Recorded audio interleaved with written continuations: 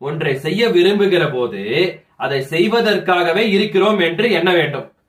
சொல்றது புரியலையா? அதாவது என்ன சொல்ல வர்றாருன்னா, ஒரு விஷயத்தை செய்யணும்னு நம்ம விரும்புறோம், ஒரு லட்சியத்தை அடையணும்னு நம்ம நினைக்க ஆரம்பிச்சிட்டோம் அப்படின்னு சொன்னா, இதை செய்யறதுக்காக தான் நம்ம பிறந்திருக்கோம், இந்த ஜென்மமே அதுக்காகதாயா, இந்த பிறப்பு அதுக்காகதாயா அப்படிங்கிற எண்ணம் நமக்குள்ள மேலோங்கும் போது நம்முடைய வாழ்க்கை அந்த ஒரு ஐடியாலஜியை சுத்தியே இருக்கும், அந்த திட்டத்தை சுத்தியே இருக்கும் போது செயல்பாடுகள் அதை ஒத்துதான் இருக்கும்.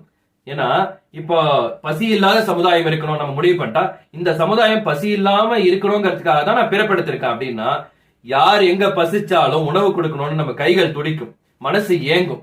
இது ஒரு உதாரணம் தான். இந்த மாதிரி ஏகப்பட்ட உதாரணம் இருக்கு.